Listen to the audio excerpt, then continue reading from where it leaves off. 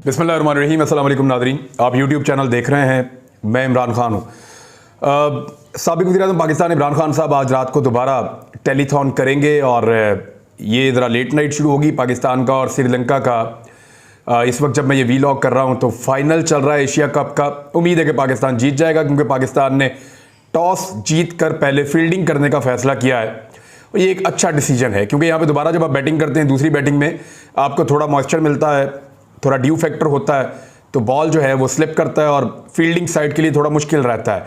Outfield तेज़ हो जाती है, बॉल ज़्यादा तेज़ी से बाउंड्री की तरफ जाता है, स्किड करता है, तो उसका बेनिफिट जो है, और ग्रिप नहीं अच्छा हो रहा था बॉलर के हाथ में, उसको स्विंग करने के अंदर प्रॉब्लम आती है, उसको स्पिन करने के अंदर प्रॉब्लम आती है, तो दूसरी बॉलिंग वहाँ पे ज़रा मुश्किल है। तो पाकिस्तान पहली बॉलिंग कर रहा है, दैट्स गुड, और ये एक अच्छा डिसीजन है। इमरान खान साहब टेलीथॉन कर रहे हैं और ये बहुत सारे लोगों ने फरमाइश की है, जिसके बाद इमरान खान साहब ने ये टाइम रखा, रात 11 बजे से लेकर रात 2 बजे तक वो टेलीथॉन करेंगे। आप मेरे यूट्यूब चैनल के ऊपर भी उसको बराह रास्त देख पाएंगे, हम ये पूरी कोशिश करेंगे। इमरान खान साहब को पाकिस्तान की मीडिया में वैसे ही ब्लैक आउट कर दिया गया है, लेकिन पाकिस्तान की पब्लिक से ब्लैकआउट नहीं किया जा सक रहा। मैं आपको फिर बता दूं कि पाकिस्तान की पब्लिक इमरान खान को नहीं छोड़ रही, बाकी तमाम एलिमेंट छोड़ गए हैं। ये जो इमरान खान ने कहा था जिस दिन आखिरी रात थी उनकी वज़ीर-ए-आज़म हाउस में कि देखना कोई रह तो नहीं गया जो इस वक्त इस मुल्क में मेरे खिलाफ ना हो। एस्टेब्लिशमेंट इमरान खान साहब के खिलाफ, इदारे इमरान खान साहब के खिलाफ, इलेक्शन कमीशन इमरान खान साहब के खिलाफ, 13 पोलिटिकल पार्टीज जो PDM बनी हुई है वो सारी की सारी खिलाफ, यानी पाकिस्तान का हर इदारा हर जगह से उनको जिच किया जा रहा है। इसके बावजूद पाकिस्तान की अवाम उनके साथ खड़ी है। यही वाहिद ताकत है जो उसको लिए फिरती है, वरना कब का रजीम चेंज ऑपरेशन मुकम्मल हो गया होता, इसके तमाम फेजेस मुकम्मल हो गए होते। अब इमरान खान साहब ने आज कुछ हदायत दी हैं। नंबर 1 तो उन्होंने ये कहा कि मुल्क भर में अब महंगाई के खिलाफ एहतजाज शुरू कर दिया जाए। उसका रीज़न ये है कि आने वाले दिनों में महंगाई मज़ीद बढ़ने वाली है और इमरान खान साहब इस हुकूमत को मजबूर करना चाहते हैं कि ये महंगाई को ना बढ़ाए। अगर ये महंगाई को नहीं बढ़ाएंगे तो पाकिस्तान का जो इकोनॉमिक साइकिल है या जो सर्कुलेशन ऑफ मनी है, क्योंकि देखें जो आदमी जो भी कमाता है, जब भी मुल्क के अंदर एतमाद होता है तो पैसा सर्कुलेट करता है, लोग खरीदो फरोख्त करते हैं, जितनी दफ़ा खरीदते हैं जितनी दफ़ा बेचते हैं उतनी दफ़ा सरकार को टैक्स मिलता है और सरकार के पास ज़्यादा पैसे जमा होते हैं।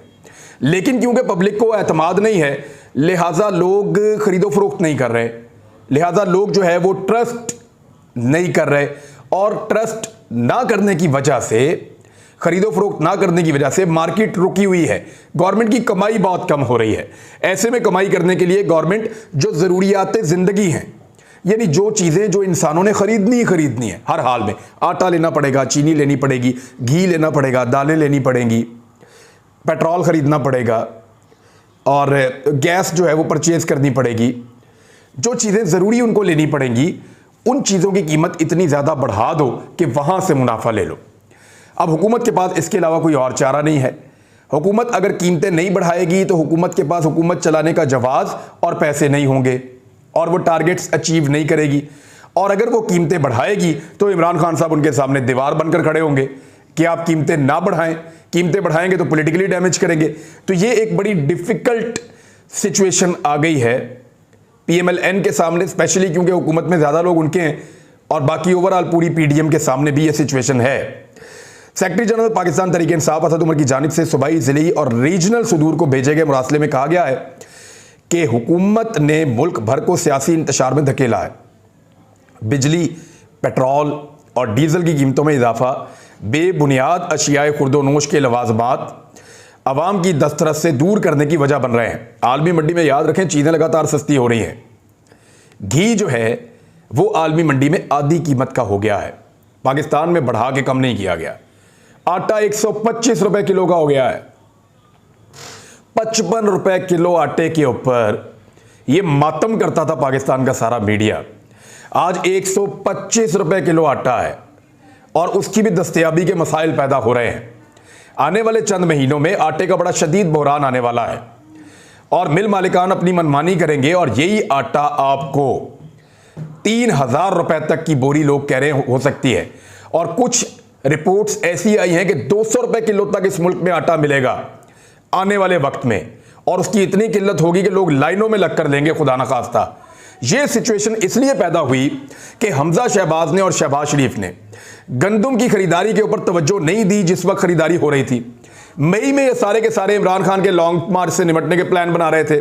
पुलिस को और तमाम इदारों को इस काम के ऊपर लगाया हुआ था, सबकी तवज्जो उसी तरफ थी और इन्होंने खरीदारी की नहीं। दूसरा, मिल मालिकान को फायदा पहुंचाने के लिए सरकारी गंदम जो सितंबर में खोला जाता है उसका जखीरा हमजा शहबाज ने उसको जून में खोल दिया था। जून में खोलने की वजह से सरकारी स्टॉक कम होना शुरू हो गया। अब ये सैलाब का सिर्फ बहाना बना रहे हैं। मैं आपको फिर बता रहा हूं कि ये सैलाब का सिर्फ और सिर्फ बहाना बना रहे हैं और कुछ नहीं है, और इस बहाने से इन्हें हासिल कुछ नहीं होगा, क्योंकि मैं लोगों को बहुत अरसे से बता रहा हूं। मेरी वीडियोस मौजूद हैं रिकॉर्ड के ऊपर जिसमें मैंने पहले बताया था कि इस साल के आखिर में और 2023 के शुरू में गंदम का एक बदतरीन बहरान होगा, और अगर इन्होंने गंदम को टाइमली इंपोर्ट ना किया, अभी भी इनके पास आखिरी मौका है, ये फौरी तौर पे गंदम मंगवा लें। अगर इन्होंने अभी ना मंगवाया तो बद जायका गंदम पाकिस्तानियों को बहुत महंगी कीमत पे खानी पड़ेगी, ये बात याद रखिएगा। और तमाम जो शहर हैं वहां से 12 सितंबर तक एहतजाजी प्लान भिजवाए जाएंगे और फिर पाकिस्तान तहरीक इंसाफ एहतजाज शुरू करेगी। पीएमएलएन के लिए जो सबसे बड़ी मुसीबत बनी हुई है पंजाब गवर्नमेंट है। उन्हें पता है पंजाब उनके पास आ गया तो वो पुलिस के जरिए से सहाफियों को भी मारेंगे, दबाएंगे, कुटेंगे, आम लोगों को मारेंगे, लोगों के घरों पे छापे मारेंगे, चादर और चारदीवारी का तकद्दुस पामाल करेंगे। अदलिया तो आपको पता है वैसे ही शरीफ खानदान के खिलाफ नहीं बोलती, तो यहां बड़ी मार कुटाई होने वाली है पंजाब के अंदर। शरीफ खानदान को हर हाल में अपने मिनी मार्शल को तगड़ा करने के लिए जरूरत है कि पंजाब में हुकूमत उनको वापस मिल जाए। और अब वो काफ लीग के वो 10 लोग जिन्होंने परवेज इलाही को वोट डाला था उनके साथ राब्ते में हैं।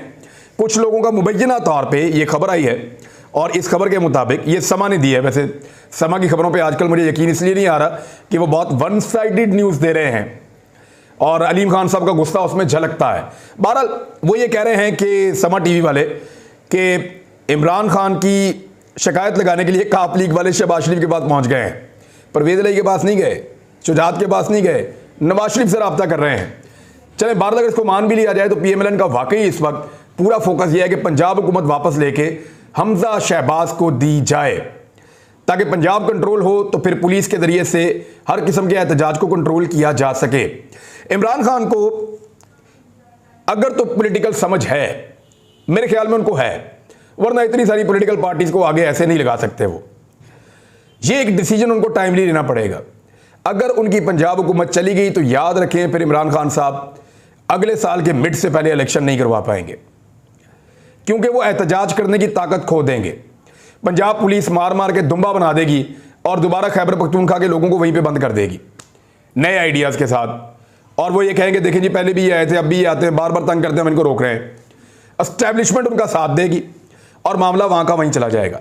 लेकिन पंजाब हुकूमत गिरने से पहले अगर इमरान खान साहब एक बहुत बड़ा लश्कर पंजाब से निकालते हैं और पंजाब में उनकी हुकूमत होती है तो फिर वफाक मजबूर हो जाएगा। याद रखिएगा कि फौज को अवाम के सामने खड़ा करने की ख्वाहिश कभी पूरी नहीं होगी।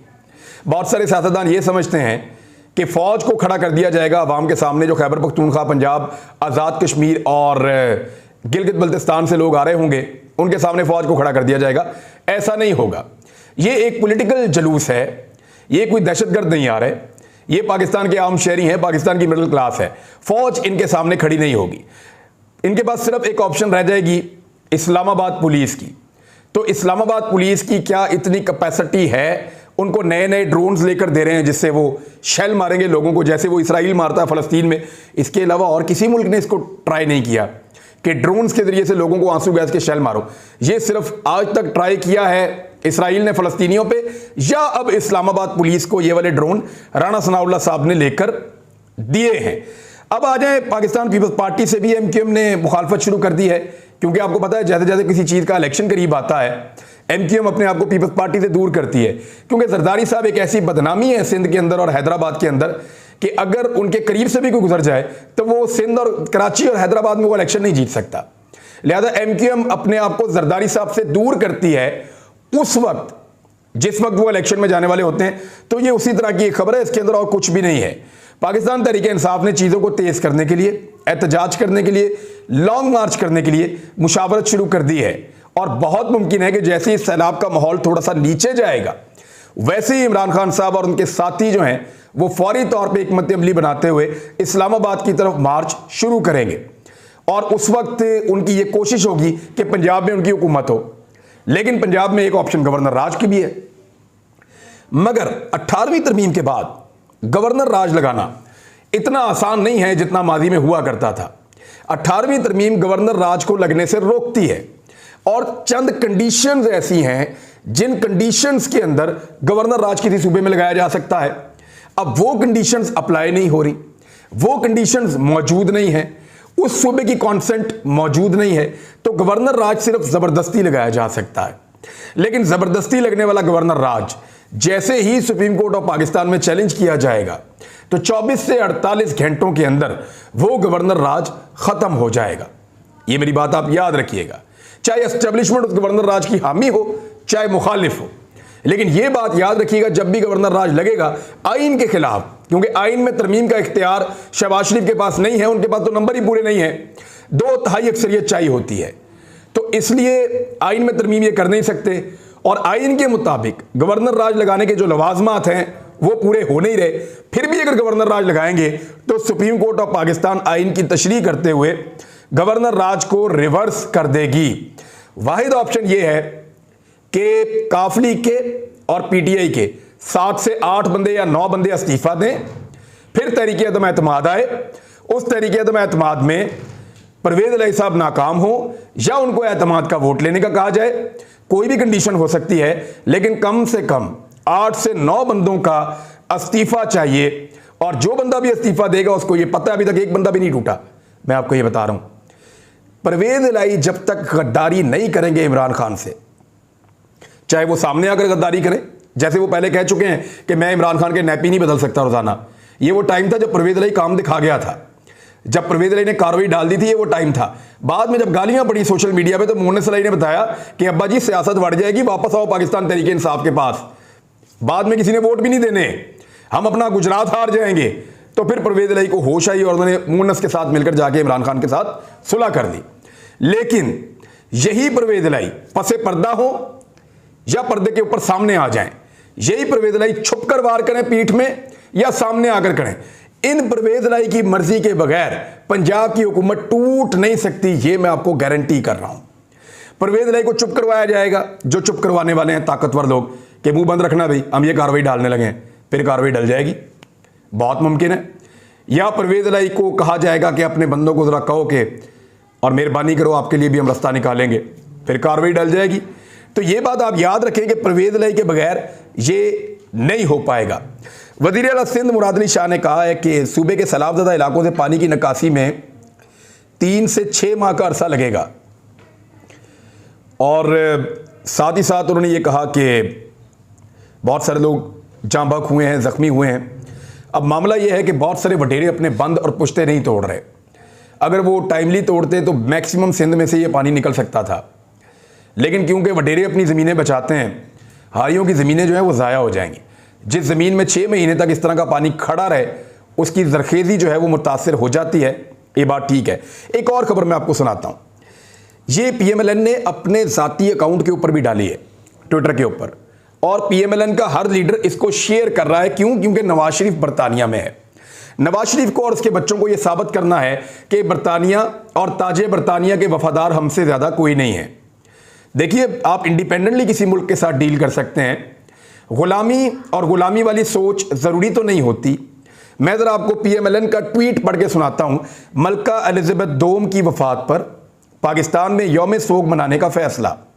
वज़ीर आज़म शहबाज शरीफ ने मलका बरतानिया की वफ़ात पर यौम सोग मनाने की मंजूरी दे दी।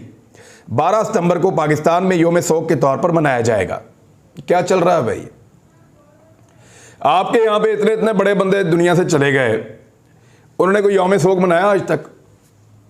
बरतानिया ने तो आज तक अपना झंडा नीचे नहीं किया, आज तक कभी यौम सोग नहीं मनाया। हम आज तक उस कॉलोनियल सोच से बाहर ही नहीं निकले। यानी इंडिया में यौम सोग मनाया जा रहा है, बाकी जो मुल्क हैं वहां पे यौम सोग मनाया जा रहा है। इन लोगों को उसकी सालगिरह होती है, ये केक लेकर पहुंच जाते हैं, उसके मुंह में डाल रही है। यार, क्या कौम की बेइज्जती करवाने के ऊपर आपने कमर कसी हुई है? भाई ठीक है, आपने अफसोस का इजहार कर दिया, आपने ये कह दिया कि जनाब हमें अफसोस है इस बात के ऊपर कि मलका बरतानिया का इंतकाल हो गया है और वो एक अच्छी खातून थी, बड़ी मेहरबानी, थैंक यू वेरी मच, इतना काफ़ी है। आप पाकिस्तान के अंदर उनके ऊपर एक यौम सोग मनाने जा रहे हैं। कौम को किस बात के लिए तैयार कर रहे हैं? क्या भिखारी बनाकर रखा है सबको? अपनी तरह समझा आपने? आपके बच्चों ने कारोबार बरतानिया में करना है, आपके बच्चों ने बरतानिया में रहना है, आप लोगों ने बरतानिया के अंदर जाकर पनाह लेनी है, आप लोगों ने यहां से बूट चाटने के बाद जाके वहां पे बूट चाटने हैं। इस कौम को ऐसी कोई गंदी आदत या लत नहीं पड़ी हुई जो आप यहां पे पाकिस्तान के अंदर सोग बना रहे हैं। और कितनी दलालत आपने लेनी है, मैं आपको एक रिपोर्ट पढ़ के बता देता हूं। बरतानवी राज के दौरान हिंदुस्तान पर 450 खरब डॉलर्स का डाका डाला गया था। अभी आप एक अरब डॉलर के लिए तरसते हैं, तो 450 खरब डॉलर्स का डाका डाला गया था। ये जो हमारा रीजन है ना, इसके वसाइल के ऊपर और इसके ऊपर बाकायदा रिपोर्टें मौजूद हैं। लेकिन हम एक गुलाम कौम, एक गुलाम ज़हनियत के साथ इसी तरह के इकदाम कर सकती हैं। अब तक के लिए इतने, अपना ख्याल रखिएगा, अपने चैनल का भी। अल्लाह हाफिज़।